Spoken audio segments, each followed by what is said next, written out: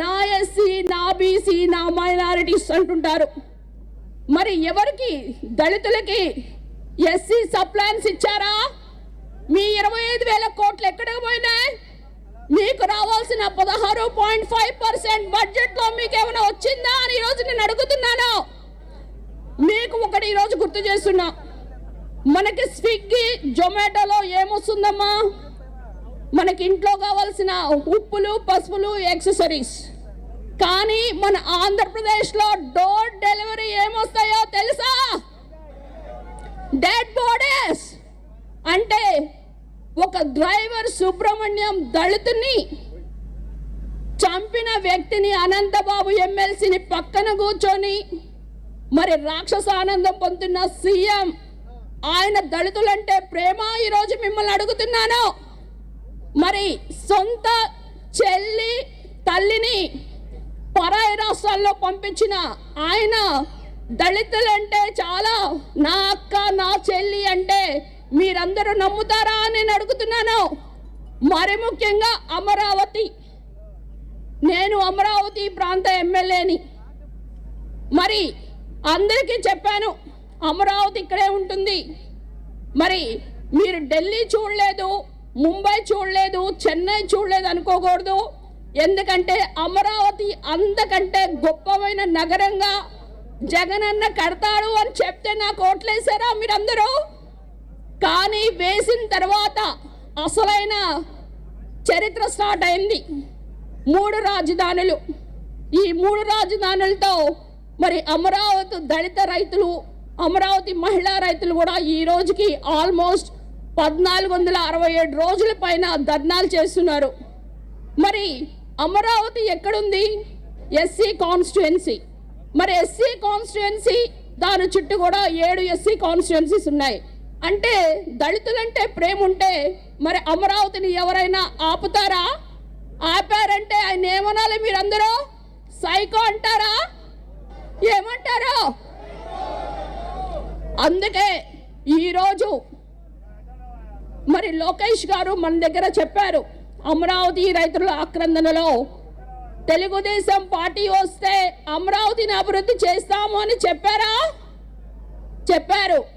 మరి మనందరం కూడా కష్టపడి ఈరోజు మరి ఇక్కడున్న పరిస్థితులను గుర్తుపెట్టుకొని మనం ఎక్కడైనా వెళ్ళినా ఒక రోడ్డు ఎలా ఉంది?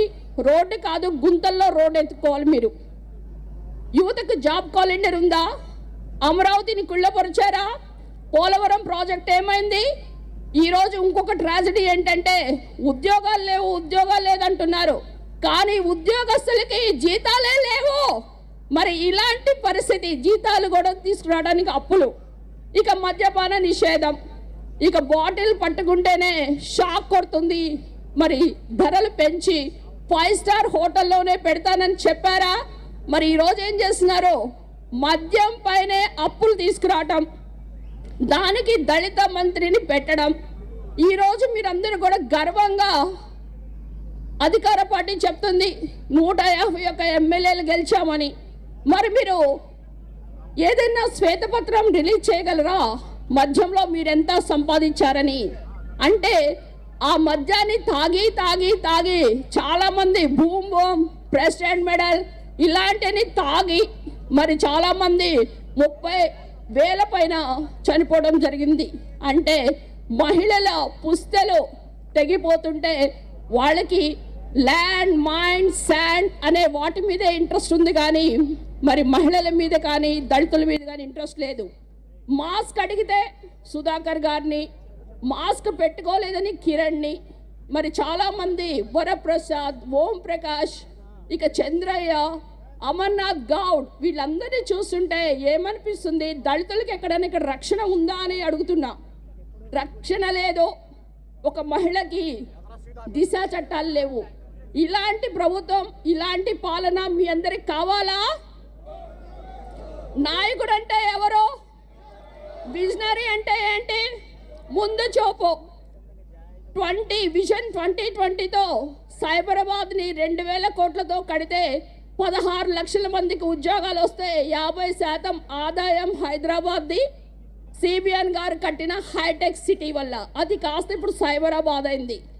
మరి ఇంకొక 100 సంవత్సరాల్లో ఇండిపెండెన్స్ వస్తుంటే దానికి విజన్ 2047 అని P4 అంటే పబ్లిక్, పీపుల్ అండ్ గవర్నమెంట్, వీటన్నిటి కూడా ప్రాసిక్యూషన్లో గాలి, నీరు నుంచి కూడా ఎలక్ట్రిసిటీ ఉత్పత్తి చేయొచ్చని కనుగొన్నారు. కనుక ఈరోజు పూర్ టు రిచ్ అంటే విజన్ ఉన్న నాయకుడు సిబిఎన్ గారు అయితే, కల్ నాయక్ అంటే మీకు ఒక సంజయ్ దత్ ఒక సాంగ్ పడతారు, నాయక్ నహి కల్ నాయకు మే అని.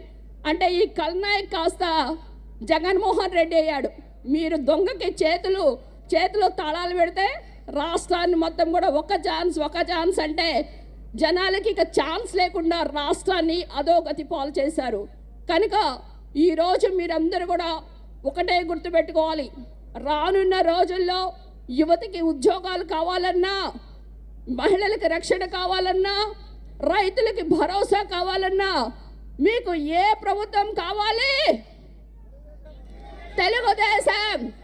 కనుక రణమా యుద్ధమా, ఈ జరిగే కురుక్షేత్ర యుద్ధంలో అభినవ దుర్యోధనుడు మీరు ఎవరిని వర్ణిస్తారో? అభినవ దుర్యోధనుడు అంటే జగన్మోహన్ రెడ్డి గారిని మీరు ఓడించి ఆ యొక్క గర్వభంగాన్ని కూడా చెయ్యాలని, మీరందరూ కూడా తాడో పేడో తేల్చుకోవడానికి మీరందరూ సిద్ధంగా ఉండాలని, రానున్న 2024 ఎలక్షన్లో పసుపు జెండా ఎగరవేయాలని